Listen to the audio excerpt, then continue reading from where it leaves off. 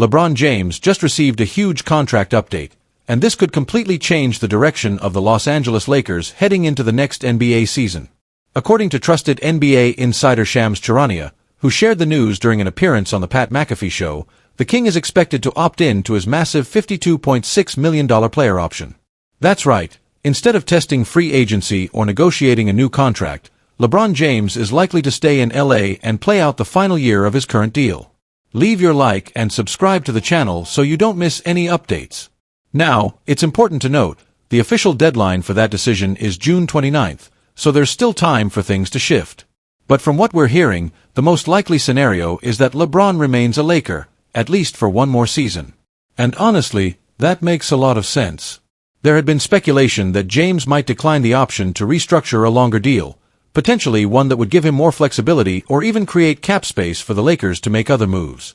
Others believed he could consider joining another team, especially one where his son, Bronny James, might land in the draft. But now, all signs are pointing to LeBron running it back in purple and gold. And let's be clear, even at 40 years old, LeBron James is still dominating the league at a level that most players could only dream of. Last season, the 21-time All-Star, yes, 21 times, averaged 24.4 points, 8.2 assists, and 7.8 rebounds per game. Those are numbers that would be impressive for any NBA star in their prime, but LeBron did it in his 21st season. That's unprecedented. And when the playoffs rolled around, even though it was a short run, LeBron kicked it into another gear.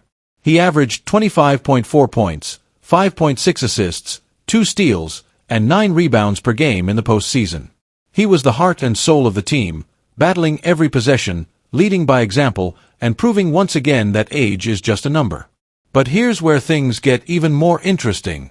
One of the biggest reasons LeBron might be staying could be tied to his new teammate and potential successor, Luka Doncic. Back in February, the Lakers sent shockwaves through the NBA with a blockbuster trade that no one saw coming. They traded Anthony Davis, who is no longer with the team, to the Dallas Mavericks in exchange for Luka Doncic and other pieces. It was a bold, aggressive move. And it might be exactly what LeBron wanted. Luka Doncic came in and immediately delivered, averaging 28.2 points, 7.7 assists, 1.8 steals, and 8.2 rebounds per game. He brought a new energy, a fresh spark, and a serious offensive threat to the Lakers lineup. At just 26 years old, Luka Doncic is already one of the most dynamic players in the league. He has the vision, the scoring ability, the leadership, and now the platform. He's being groomed to take the keys to the Lakers franchise once LeBron decides to step away. But the question is, when will that happen? Because with LeBron still playing at such a high level, and now with Luka Doncic by his side, the Lakers might be on the verge of something special. These two stars, representing different generations of basketball greatness, could be the perfect pairing to push LA back into championship contention. Of course, there's still a bitter taste in the mouths of Lakers fans after last season. A first-round playoff exit was not what this team had envisioned. Expectations were high. The talent was there. But the chemistry didn't fully click in time, and the team fell short when it mattered most. That's why this upcoming season feels so important. It's more than just another year for LeBron. It might be the last dance in a Lakers uniform. It might be his final shot at adding one more title to his legacy in LA. And for Luka Doncic, it's a chance to prove himself on one of the biggest stages in all of sports. A chance to show he can not only fill the shoes of those who came before him, but carve out his own legacy in the iconic Lakers franchise. Together, LeBron and Luka Doncic are now the face of the Lakers. And if things go right, if the chemistry builds, the team stays healthy, and the supporting cast steps up, we could be witnessing the start of something legendary. So what's next? Well, all eyes are now on the NBA draft, where many believe the Lakers will try to select Bronny James, LeBron's son. That would only add more fuel to the fire and make this season even more historic. Imagine LeBron and Bronny sharing the court, with Luka Doncic running the offense. It would be a once-in-a-generation spectacle. But first, LeBron has to make it official. And according to the latest reports, that's exactly what he plans to do. The King is staying in LA, at least for now. And with a new superstar at his side, a city behind him, and unfinished business on the court, LeBron James is getting ready to make one more run. Things are getting more and more uncertain for big man Jackson Hayes as we head into what could be one of the most pivotal off-seasons in recent memory for the Los Angeles Lakers. His future with the team? Still a complete mystery, and fans are left wondering whether we've seen the last of Hayes in the purple and gold. Hayes just wrapped up a season full of emotional swings, a roller coaster ride that included brief moments of hope, flashes of potential, and ultimately, a disappointing fall from the rotation. It's the kind of story that's all too common in the NBA, especially for players trying to prove themselves in a major market like LA. When the season began, there was genuine excitement around Hayes. Lakers fans believed they might have found a solution in the front court. The young, spring-loaded center looked promising in early stretches. He was catching lob after lob from Luka Doncic, running the floor with energy, and, on occasion, making some timely defensive plays in the paint. For a moment, it looked like Hayes could become a reliable piece in the Lakers system. Statistically, he even had a few bright spots.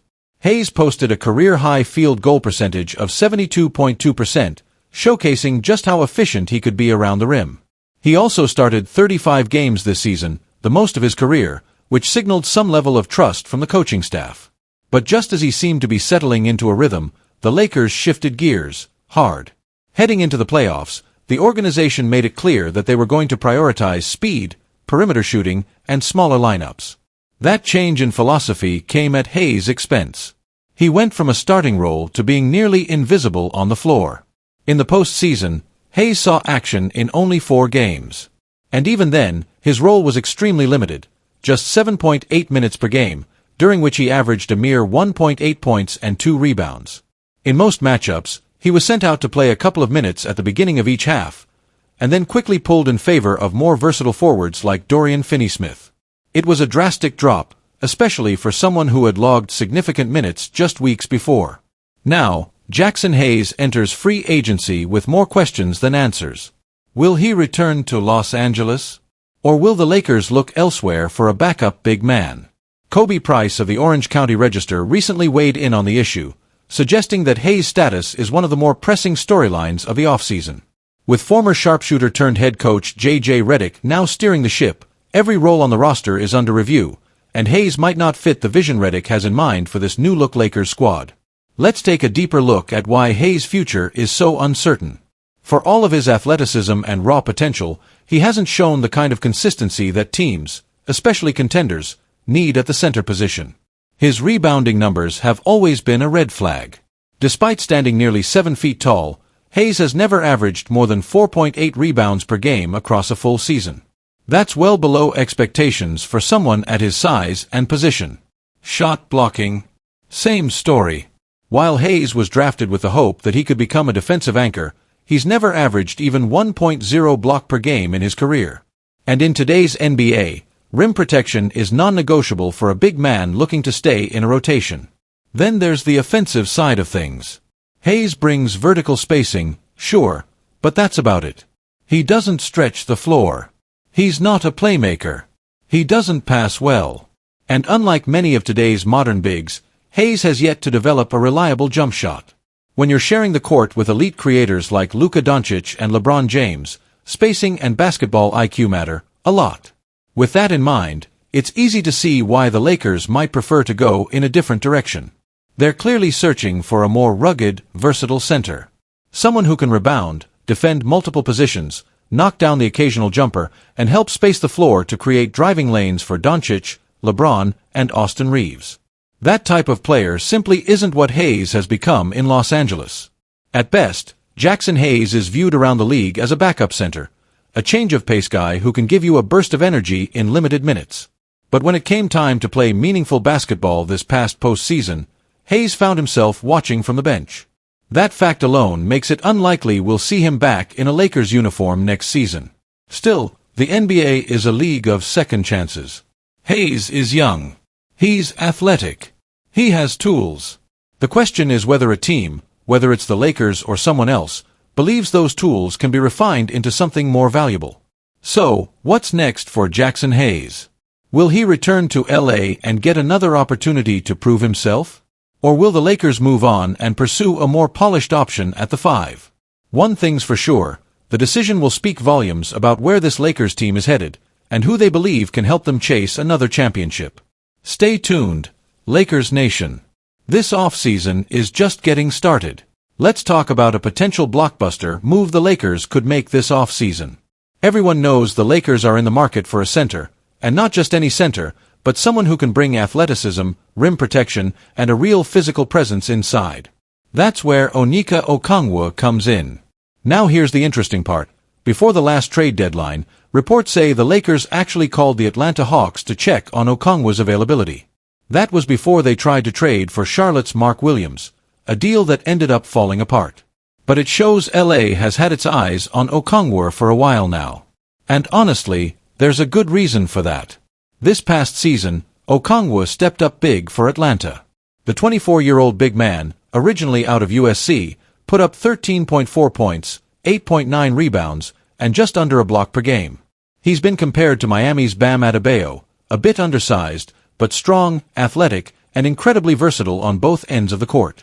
Defensively, he's improved in pick-and-roll coverage, thanks to his quick feet. He can switch, hedge, and guard multiple positions. Offensively, he's super efficient. The guy dunks everything and plays with intensity. In short, he's exactly the type of center that would thrive next to stars like Luka Doncic and LeBron James. But here's the big question. Can the Lakers actually get him? That might be tough.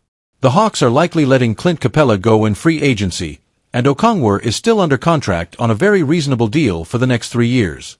Plus, he fits perfectly with Atlanta's young core, guys like Trae Young, Zachary Rizicher, and Jalen Johnson. But there's still a chance. The Hawks could take a center in the draft, or maybe even explore a trade involving Trae Young to bring in a more experienced frontcourt anchor. There's a lot of moving parts. So what kind of trade could realistically happen between the Lakers and Hawks? Well, Los Angeles doesn't just need a center. They also need better perimeter defenders. That's where someone like Dyson Daniels could come in. He's young, he defends at a high level, and he fits the mold of a modern NBA wing. Meanwhile, for Atlanta, a steady ball-handling guard with real playmaking skills would be valuable, especially one who can also score and bring energy.